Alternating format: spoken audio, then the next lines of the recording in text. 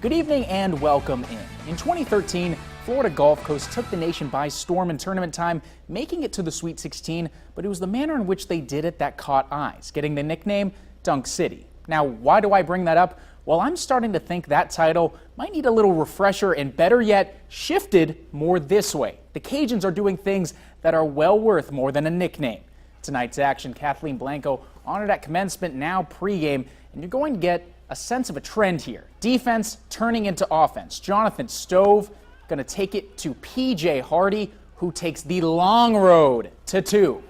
Things get weird just before halftime, as you'll see with this. A lot's going on there. Why even address any of it? Something uncanny as well. Jakeenan Gant, freakish swat, and the camera stays on him because, well, you can't miss a second. Reward the cyborg. He was not the only one locking down.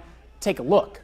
Bryce Washington with the bear claw block. And the Grizzly gets all fired up, which was perfect timing for this.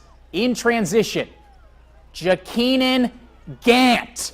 One more time, getting the place going like Lil Jon in a 2000s nightclub. This isn't your father's Cajun hoops.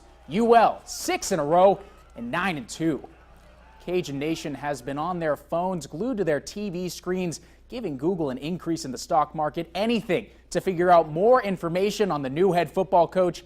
Well, not all of us have unlimited data for our phones, so let me try to cut down on that wireless bill for you. Billy Napier, your 26th coach in program history. A lot of talking about the future, but let's talk past tense first. Napier's first notable gig was at Clemson, where he actually was Dabo Swinney's first offensive coordinator at the age of 29.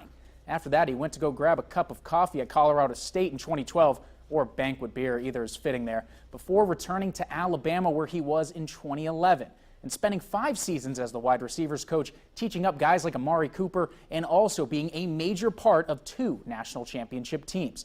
His most recent stop, Arizona State, where he was a renaissance man, associate head coach, offensive coordinator, and quarterbacks coach. Not a lot of free time there. In his career, Napier has coached in 11 bowl games.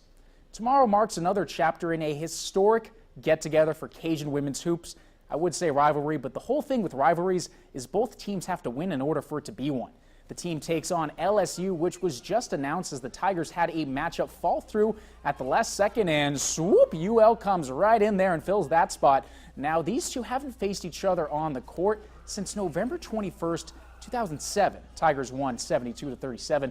LSU comes into the game against the Cajuns having won the last 25 matchups between the two schools. Louisiana's last victory over the Tigers was 43 years ago when they beat LSU 48-40 on March 2nd, 1974 in Lafayette. The 10-year stretch where the two haven't played is the longest in the series.